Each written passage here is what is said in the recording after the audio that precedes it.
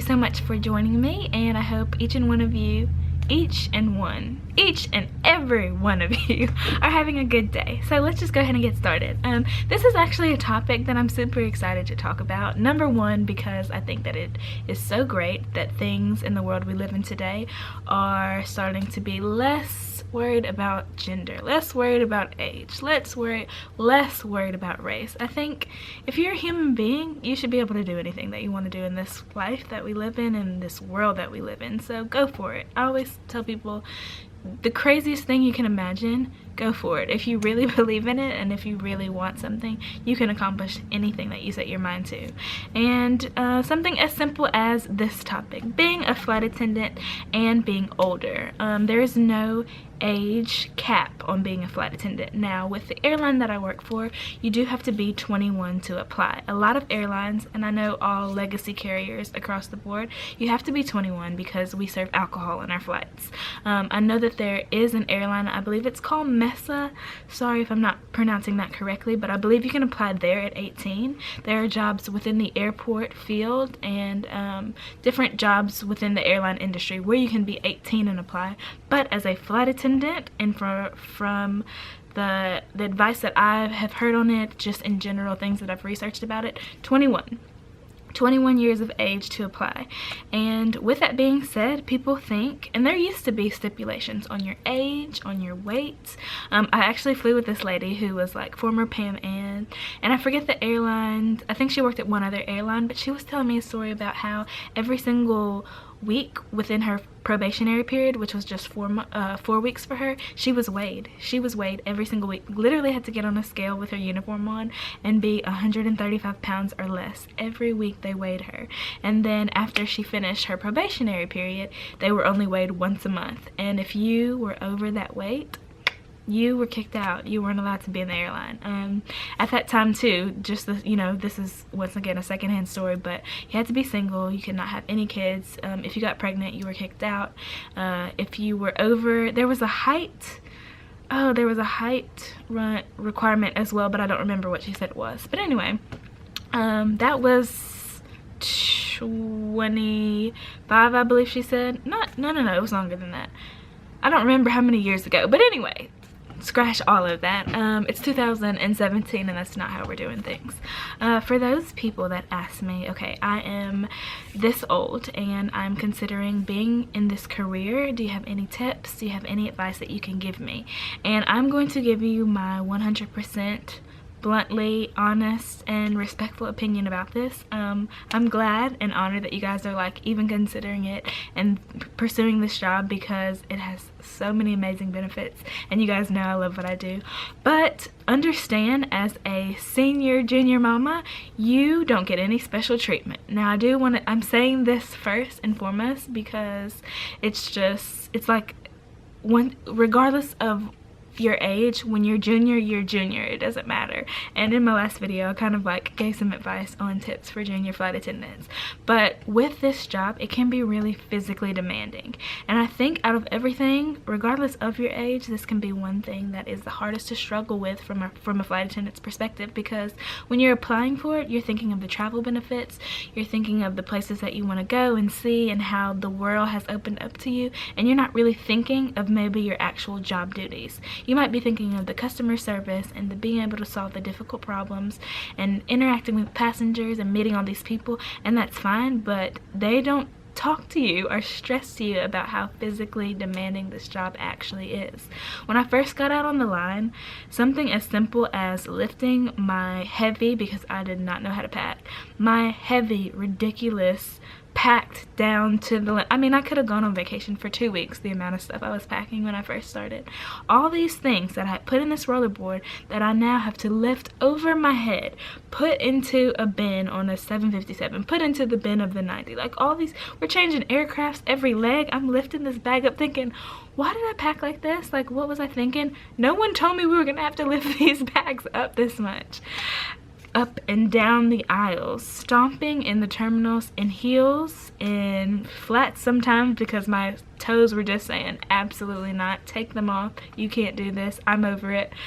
It's just so many things that can be physically demanding that I don't feel like is stressed on. Now, I know that in most applications they say you need to be able to like lift 50 pounds or something, or they have you close an overhead bin or maybe a door just to make sure that you can pass that part, but it can be like weightier than that. And in the boarding process, you'll have passengers that will ask you to assist with their bags, and in my head I'm thinking, I was struggling with my own personal bag. There's no way I can lift your bag too. So just know that it can be physically demanding, and it can take a toll on your body. The repetitive motion of opening up the carts, putting the carts back in, setting everything up, pulling things. Because let me tell you, these carts and these containers we have in the galley, they are so good for getting stuck in the weirdest places, and you're like yanking things, not even thinking about, hey, this isn't good for my body. You're slamming things and yanking things and pulling things, and it can take a toll on your body. So keep that in mind. It can be physically demanding, and you're expected to keep up regardless of what age you are. I know that people apply for this that are thinking about starting families, that maybe just started a family and have newborns at home. For the mothers out there that are applying for this, I have worked with 21-year-old moms. I have worked with 30, 40, 50, 60 mothers across the board, fathers across the board that have kids at home. And it can be more difficult for someone with a new child, just because during your training period you're not allowed to leave. You can't fly back home, you know. If there's an emergency, I mean, obviously that's a special circumstance and you will be allowed to leave, but it might be where you leave but you can't come back, or maybe you leave, you come back, you have to start over. So do keep that in mind. If you are a recent mom or a new mom, or that's something that you think could be a problem, maybe wait and put that off. But I think another thing with being starting a family and doing this, it's very important to have really good communication. Whoever your partner is, whoever you're in a relationship with, you need to really communicate and really have a strong foundation to do that and start this job, because you are gone a lot. So do keep that in mind. That's just another thing that I think people once again don't really take everything into consideration when applying. There were so many little things that I was thinking about before I applied for this job, and even once I got it, I was like, oh man, I thought I considered it all, I thought about it all, and then something happens and I'm like, oh, I didn't even think about that. But you have to be able to roll with the punches. You need to be flexible. You need to be able to think on your feet and change plans in the drop of a dime. And commuting across the board, regardless of your age, can be stressful, but it's just something that, like everyone else, you just have to be willing to do and willing to roll with it and adjust and adapt. Something that is such, I mean, let me tell you, this thing, it's always like a foot, it's always within reaching distance. The second I realize, oh my gosh, where's my phone? I'm always on my phone. I'm always on my phone. We use this device called Skype, and I have had senior junior mamas that were like, oh my gosh, I don't know how to do this on the phone, and I don't know how to find this.